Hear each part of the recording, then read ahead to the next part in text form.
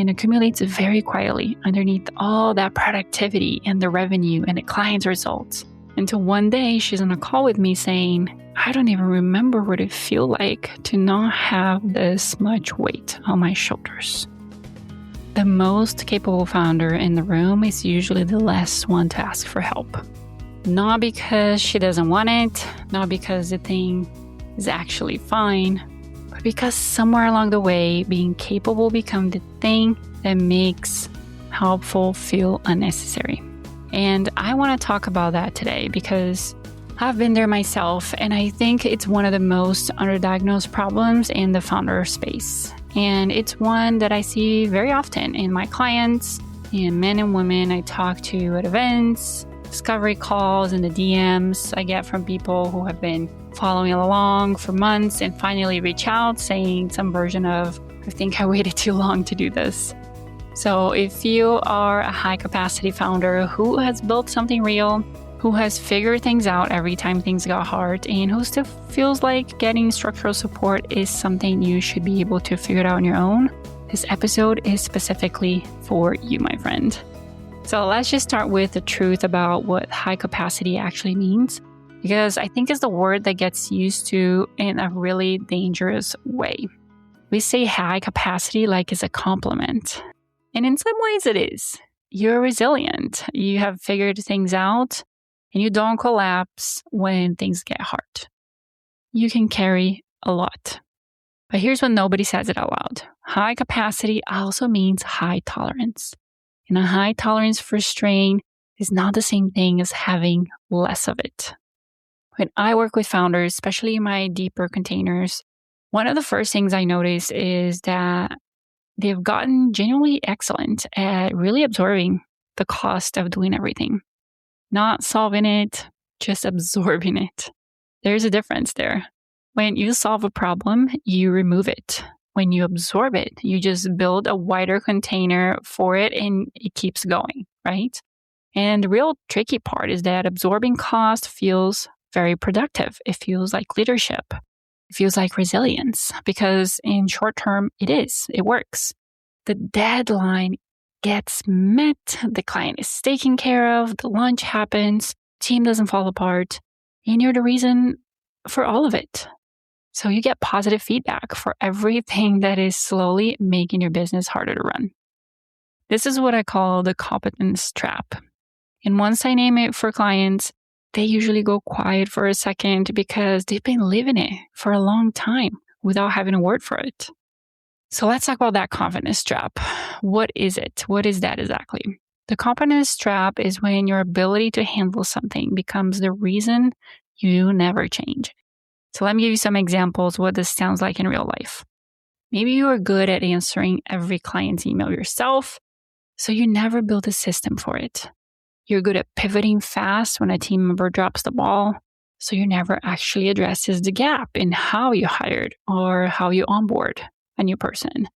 You are very good at holding the creative vision while also managing the operations, while also showing up on sales calls. And you never had a real conversation about what it cost to you month over month of doing everything on your own. Your competence has been the patch. And because the patch keeps working, you never fix the roof. Now, here's where things get very interesting. And I want you to sit with this for a second. The competence trap is self-reinforcing. Every time you handle something that should have been handled by a system or a team member or a strategy partner, you prove to yourself that you can handle it. And you reinforce the belief that handling it yourself is just what being a founder looks like. And you're not wrong that you can do it. The question is whether you should still be the one doing it. I want to tell you about a conversation I had with a client. I'll keep the details vague to obviously protect privacy, but the pattern is one that I see over and over again. She came to me having crossed 7 figures easily, successful by every external measure that we think of. When I asked her what her biggest problem was, she said almost apologetically, I just feel like I'm always the one catching things. Always the one catching things. That phrase stuck with me because on the surface, it sounds like a team issue. And partially it is. But when we went a little bit deeper, what we found was that she had built a business where she was the net. Everything flowed towards her, the decisions came to her, the problems routed to her, the questions lived with her. And she had built it that way, not intentionally, but because every time something fell through a crack, she caught it. And then she moved on and nothing changed because her catching it, it means that it didn't feel like a crisis. And if it's not a crisis, there is no urgency to fix it. That is the trap. It's basically like trying to raise a kid that will eventually move away, but you never let them do anything on their own. They're completely dependent on you. How do you think that's going to go? So the cost of being that catch-all isn't visible in a single moment, right? It accumulates and accumulates very quietly underneath all that productivity and the revenue and the client's results. Until one day she's on a call with me saying, I don't even remember what it feels like to not have this much weight on my shoulders. Here's the specific reason high capacity founders wait so long to get structural support. Their business is working. They're not out there waving their hands, asking for help. I want to say that again because it is counterintuitive. And they wait because things are working. Not perfectly, not sustainably, not in a way that they're proud of behind closed doors. Things are duct taped on the back end, but working enough that there is no crisis. And without a crisis, there's no permission slip. And I want to challenge that very directly because I think that the wait until it breaks approach is costing a lot of founders years of capacity that they cannot get back. Think about it in this way. If your car is making a noise and still starts every morning, most people keep driving it. And they think, well, it's running. I'll deal with it when it stops running. And sometimes that works out fine. And sometimes they're on the side of the highway in the rain, completely stuck, when a small fix earlier would have cost them an afternoon at the shop. Your business is the car. And the noise that is making is the fact that everything runs through you. That you're saying yes to things that you're tired of doing, and that your team can't seem to move without checking in with you first. That you're working hours that don't match the revenue they're generating. And they've added clients but haven't added peace. These are the noises. They are not catastrophes. They're telling you something. The founder I see waits the longest are usually the ones who are the best at normalizing the noise, at telling themselves a story that makes it okay. This is just a busy season. Oh my gosh, how many times I've heard that. Once I get through this launch, I'll have more space. I just need to get one more thing in place and then I'll deal with it. I've heard every version of that sentence, guys. And that launch passes and the season ends and the things get put in place. They're still saying the same thing 6 months later because the structure hasn't changed. The founder has gotten better at talking herself through it. And there's the other piece I want to think about because this is a little bit more uncomfortable. There's a layer of identity wrapped in the needing of help. If you're the person who figures things out, who handles things, who runs a successful business, asking for help can feel like a contradiction to who you are. It can feel like an admission that things are harder than you've let on. It can feel like vulnerability in a space where you're supposed to have it together. And for a lot of women and men that I work with, there's an added layer to this. They're running a business that looks successful to everyone around them. Their clients love them. Their revenue is real. They're making 6, 7 figures. Their brand is visible. And they have quietly decided that asking for structural support is something that people at a different level do. People who are more visibly struggling. People who don't have it together the way that they do. So they hold the line. They keep caring.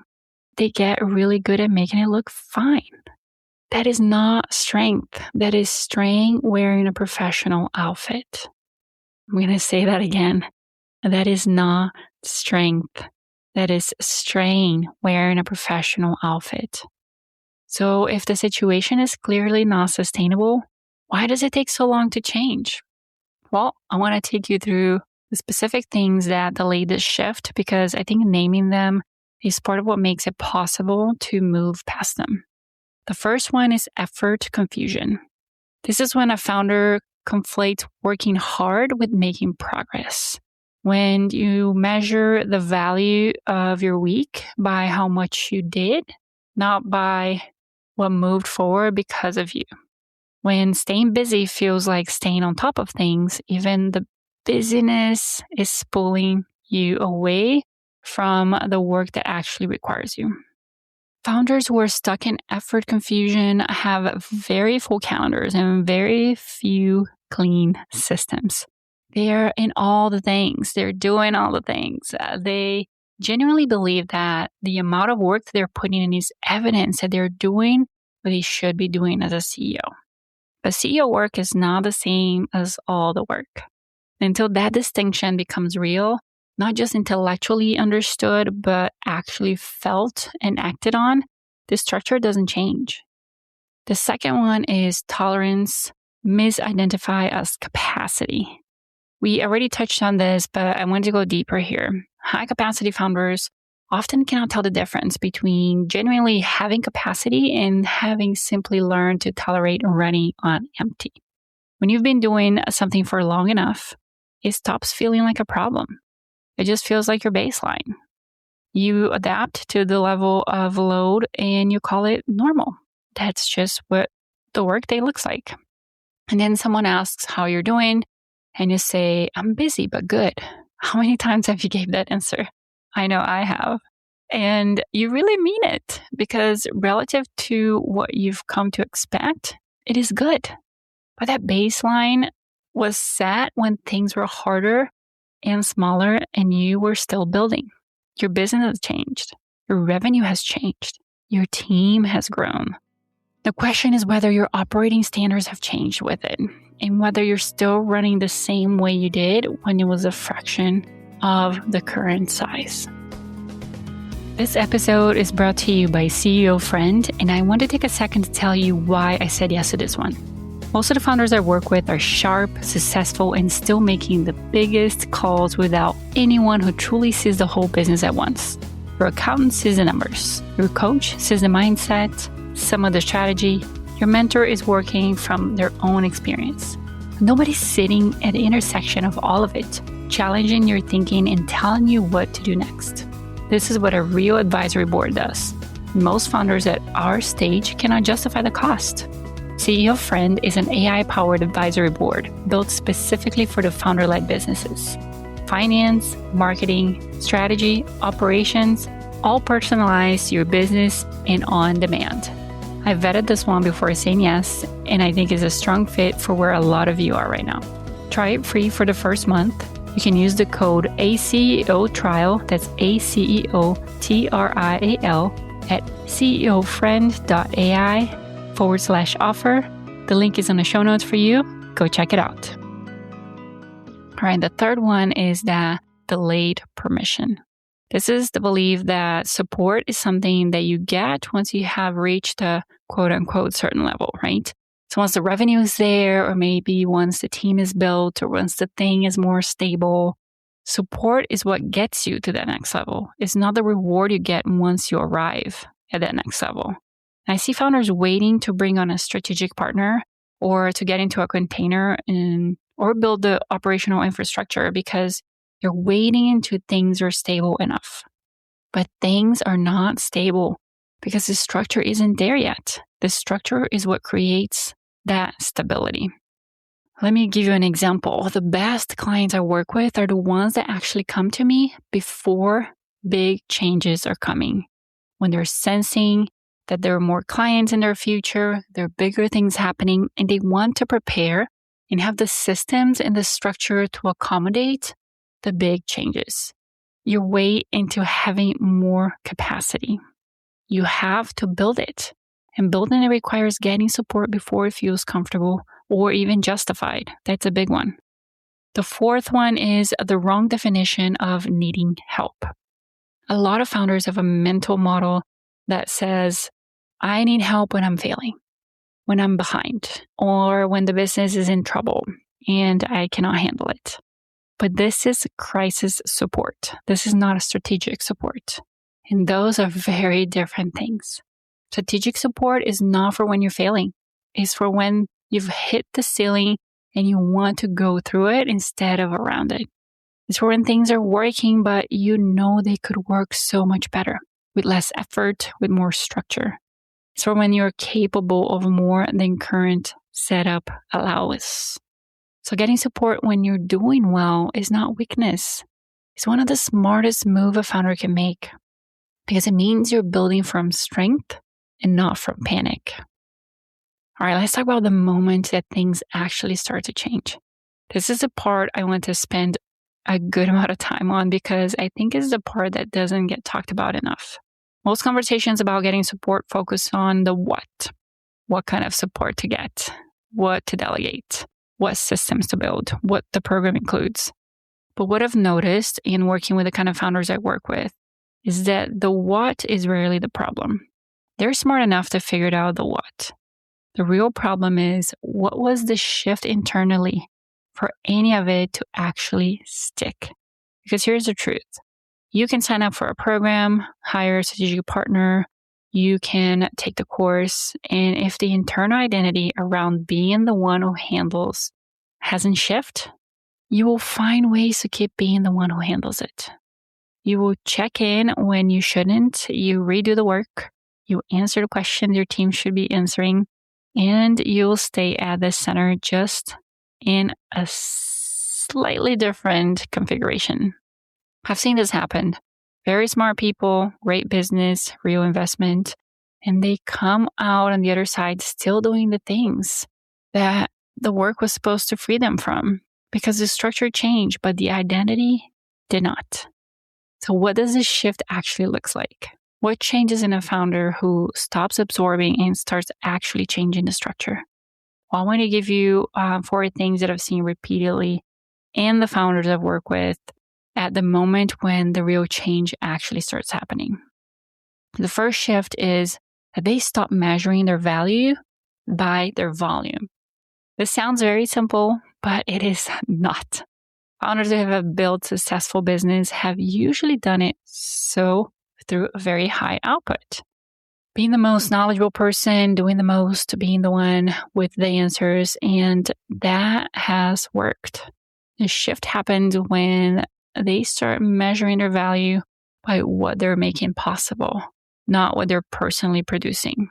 When a team member figures something out because there's a system that guided them, that's the CEO work. When a process holds without anyone having to chase it, that's CEO work. And when a decision gets made, well, without the founder being in the room, that is CEO work. High volume leadership says, I did all of this. And high capacity CEO leadership says, all of this happened because of how I've built this structure for it. All right, the second shift is that they get honest about what they've been tolerating. Not in a dramatic, big confessional way, just honest and simple. What has been bothering me for months that I keep putting back on the shelf?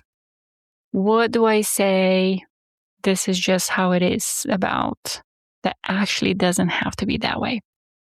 The founders who shift most effectively are the ones who stop telling themselves a reassuring story about the friction in their business and really start treating it as information.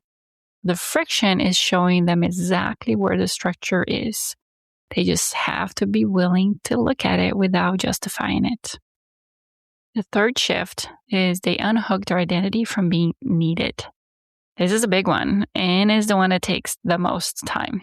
Being needed feels good. It's validating. When your team can't move without you, or when clients want you to talk to specifically, or when every major decision comes back to you, there's a part of you that feels important and irreplaceable, necessary. I know this is the one I struggle with the most personally as I was going through this whole process. You are important. You are not irreplaceable in every task. There is a difference. The shift from founder operator to CEO leader requires releasing the parts of the business that you've been holding on to because they just made you feel necessary, not because they actually require you specifically. And that's the identity work. It is not just system work. It's not hiring work. It's work on who you believe yourself to be in the context of your business. The founders who make it through this shift are the ones who get support from both layers, the structure and the identity, not one without the other, which is why I've built my whole coaching business in that in between, in the lane that actually embraces structure and identity, because I recognize that one without the other is not what people need. The fourth shift is they make a decision before they feel ready. So I'm going to say something that is going to sound uncomfortable, and I'm going to say it anyways. You're not going to feel ready. There is no version of this where the timing feels perfect and you have complete clarity and the business is exactly the right place and getting support finally feels justified. That moment does not come.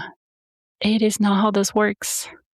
What happens instead is that a founder reaches at a point where the cost of staying the same becomes undeniably higher than the discomfort of changing, where the things that you've been tolerating finally tips from manageable to actually not okay, where you say quietly, I'm done figuring this out by myself. It's over. I need help. That's the moment, not a dramatic breaking point, not a crisis, just a decision that enough is enough and that you deserve a different experience of running your business. And in that moment, the founder who moves faster are the ones who already know that their next step is ready and is coming. I want to talk about this practically for a minute because I think the get support is advice that is so vague that it becomes very useless. So what does structural support for a founder at this level actually means? It means that someone who can see the whole picture of your business and help you decide what needs to change at a system level, not just at a task level.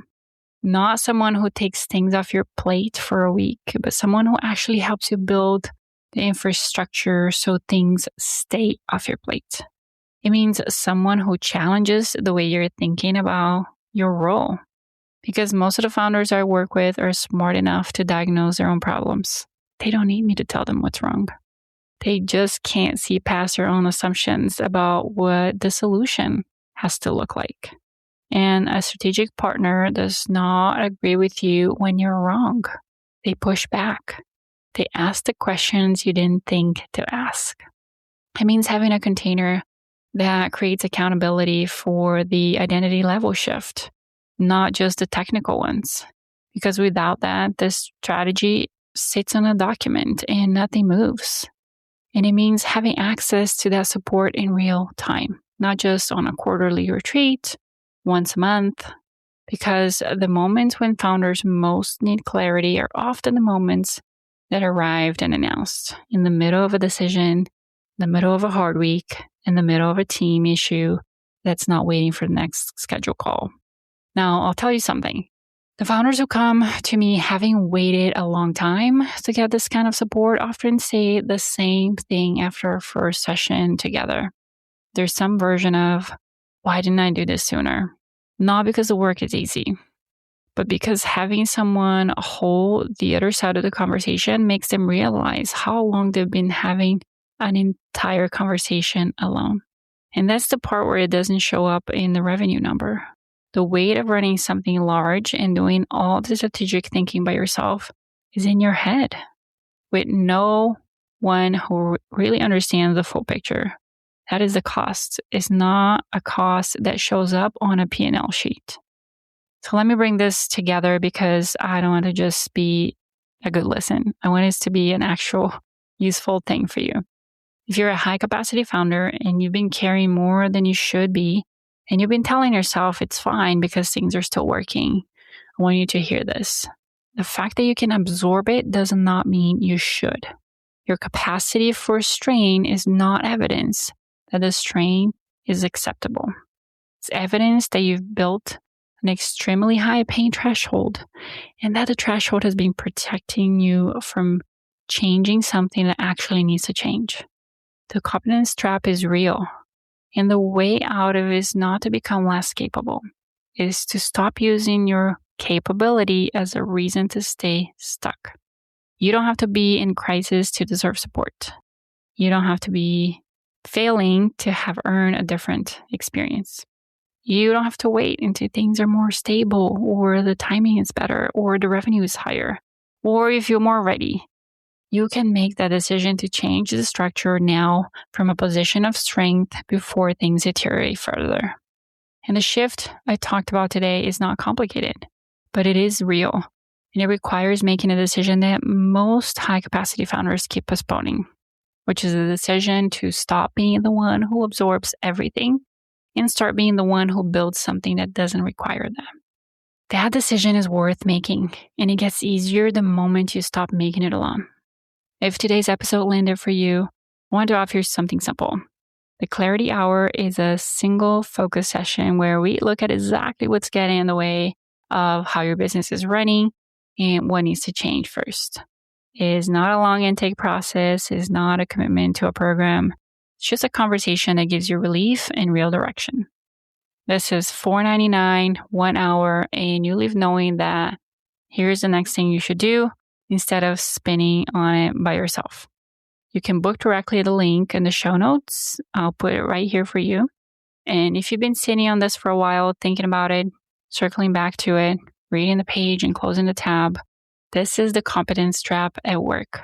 You know that it's in the way. You just keep handling instead of changing it. The Clarity Hour is where that changes. All right, thanks for being here today. If this episode hits different than you expected, I would love to know. Send me a DM on Instagram. Leave us a review. Share with a founder that you know who needs to hear this. This conversation matters, and the more it reaches the people it actually for, the better. We'll be back next week, and until then, lead well and carry less. And that's a wrap for today's episode of the Accidental CEO podcast. Thanks for hanging out with us in the world where creativity and business strategy collide. I'm Nata Salvatore, thrilled to have shared this time with you. Remember, every episode is a step closer to mastering the art of being an accidental CEO. So don't miss out. Hit subscribe, drop us a sweet review, and spread the word to your creative tribe. Your next big breakthrough could be just one episode away.